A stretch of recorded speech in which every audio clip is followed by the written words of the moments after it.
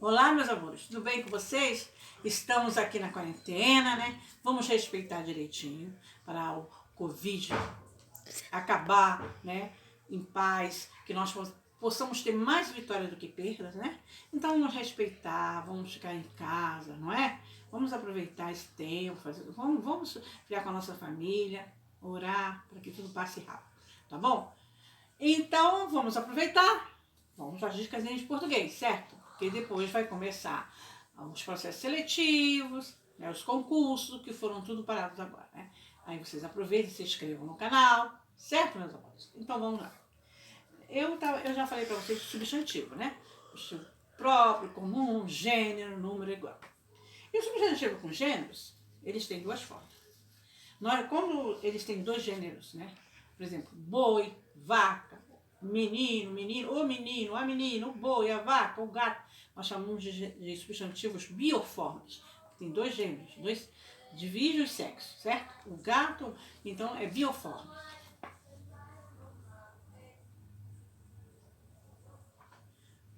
Agora, os substantivos uniformes são quando tem só uma forma para ambos os sexos, para ambos os gêneros. Cobra, jacaré, dentista, vítima, só tem uma forma. Então, aí são uniformes. Certo? Agora, esses uniformes se dividem em substantivo epicemos. Epicemos são aqueles que designam os animais para os ambos sexos. Para todos os sexos, todos os gêneros. Dos animais. A cobra macho, a cobra fêmea, o jacaré macho, o jacaré fêmea. Então, quando são para os animais, nós chamamos de epicemos.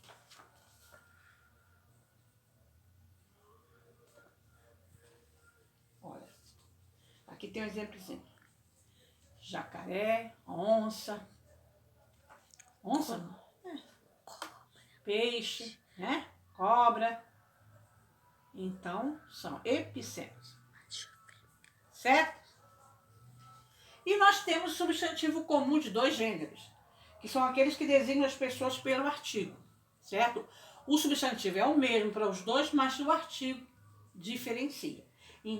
O artigo determinante, ele que diferencia, né?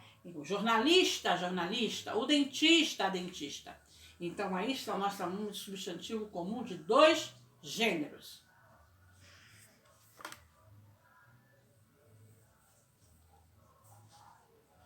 Olha, o jornalista, a jornalista, o dentista, a dentista.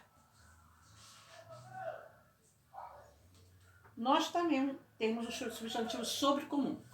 Esse aí tem o substantivo e o artigo do mesmo jeito, para ambos os sexos. Então, eles designam a pessoa do ambos os sexos com o mesmo substantivo e o mesmo artigo. A vítima, a testemunha. Então, aí são substantivos sobrecomum.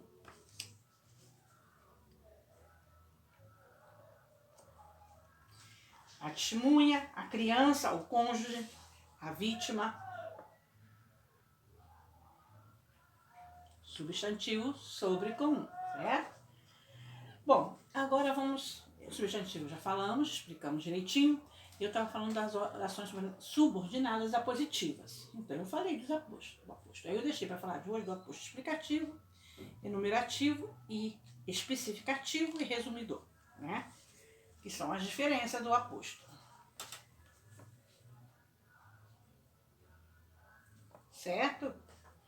O aposto explicativo, ele explica ou esclarece o substantivo, lógico, né? É o aposto explicativo. Por exemplo, Pelé, o rei do futebol, fez mais de 1000 gols.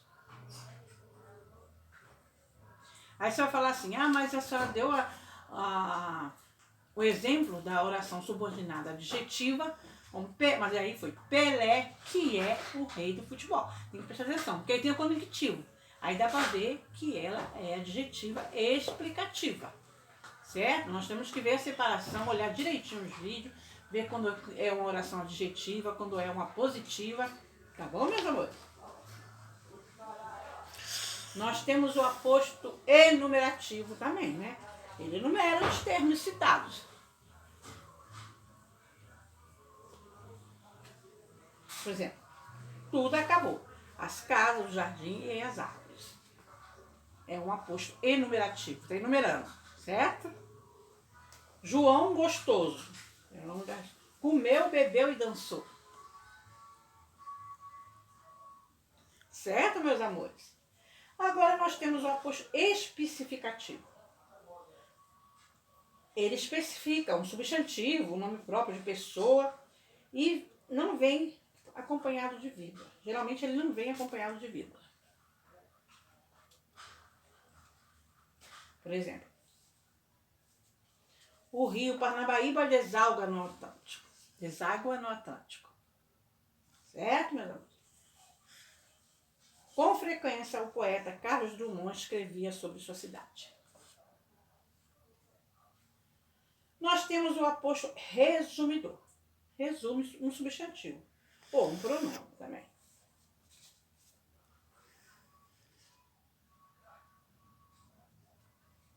Exemplo, jogos, brincadeiras. Tudo fazia parte das comemorações.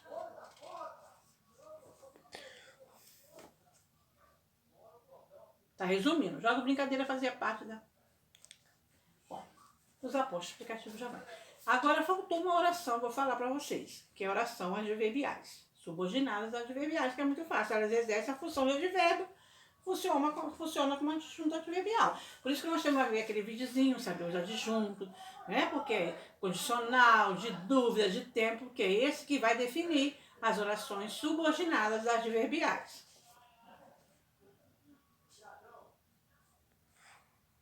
Temos que saber os adjuntos.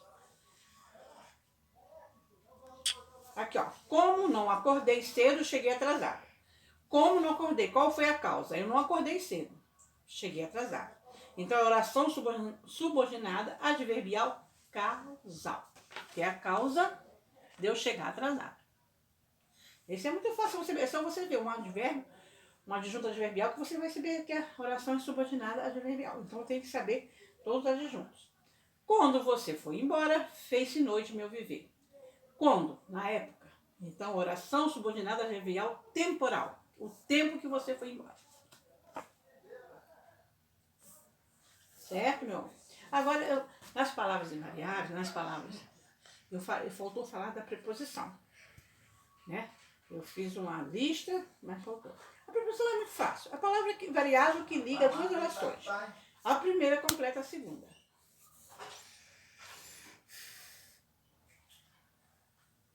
Ela liga duas orações. Por exemplo. Fui a Bauru. Chorei de tristeza. Você vê que aqui esse a, ele não é artigo. Aqui está sendo uma preposição. Por isso que eu falei que as palavras elas não são fixas. Fui a Bauru. Chorei de tristeza. Preposição de. Certo, meus amores? Tudo esses pormenores a gente tem que prestar atenção no concurso. Fomos até a esquina. Preposição até. Certo? Agora eu vou falar uma coisinha que eu já falei no outro vídeo, mas me pediram para falar de novo. A diferença do encontro consonantal e dos dígrafos. As pessoas confundem, ele parece uma coisa fácil, mas muita gente confunde. Eu já falei isso no outro vídeo, mas eu vou dar a dicasinha de novo que pediram. A encontro consonantal, você define a consoante, você define o som das consoantes. Por isso que é encontro consonantal. Ó, bloco, cravo, flor. Você consegue definir, consegue distinguir que eu estou falando bloco, cravo, flor.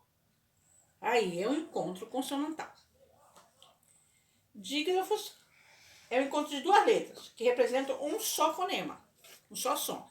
LH, geralmente NH, RR, SS, velho, ninho, carro, pêssego.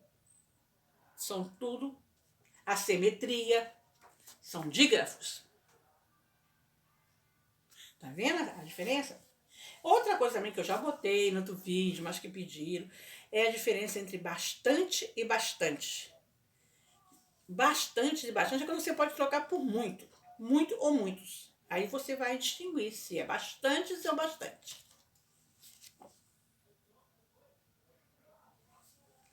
Por exemplo, ó, não havia bastantes motivos para ele faltar. Não havia muitos motivos para ele faltar. Então, realmente é bastantes. Bastantes alunos foram ao acampamento. Muitos alunos foram ao acampamento. Certo? Agora, elas falam bastante alto. Elas falam muito alto. É só trocar o bastante pelo muito, que aí vocês vão ver se é bastantes ou bastante. Certo, meus amores? Olha, eu vou falar um negocinho aqui que as pessoas confundem. Desejo a sua felicidade é objeto direto, né? Desejo o quê? A sua felicidade. Eu já dei isso. Agora, se você falar desejo que sejas feliz, aí é outra oração. Aí é predicativa. Tem que prestar atenção na oração e ver o que ela está pedindo. Tá bom, amor? Agora, outra coisa também que pediu para eu falar, eu vou falar rapidinho para vocês, é o A. O A que dizem assim, por exemplo, o verbo haver, você falou que ele é impessoal. Não, o verbo haver é só impessoal quando ele na forma de existir.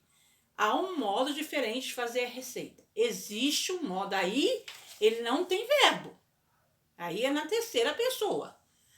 Aí ele não tem sujeito. Aí ele é impessoal, mas o verbo haver, eu hei de comprar um livro. Quem há de comprar um livro? Eu. Aí tem sujeito. Tá bom, meus amores? Então, hoje está sendo rapidinho, né? Foi muito rápido, né? E agora eu vou para dar mais uma dicasinha, eu vou falar para vocês, falaram para mim falar, porque o modernismo, ele começou com na época que teve a exposição da arte moderna. Mas antes teve o pré-modernismo, que começou com Euclides da Cunha, quando ele escreveu sobre os sertões, né? Sobre a insanidade, o sofrimento lá do sertão.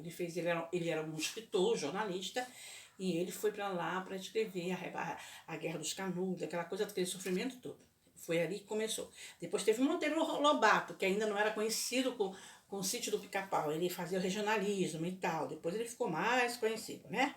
Então, ele também é do antes do modernismo, antes da arte moderna, antes da exposição da arte moderna. Tivemos o Lima Barreto também. Também todos esses. E o Euclides da Cunha é o Graça Aranha, que foi o que fez o discurso na arte moderna. No primeiro discurso foi ele que fez. Aí começou o modernismo, certo? Na Semana da Arte Moderna, o primeiro discurso foi feito por Graça Aranha, que já estava, né, indo para... E aí nós temos o Oswaldo Andrade, que já é do modernismo. E para terminar, eu vou falar para vocês um temazinho dele, assim, né, um versozinho que eu acho interessante. Erro de português. Quando o português chegou, ele despiu o índio.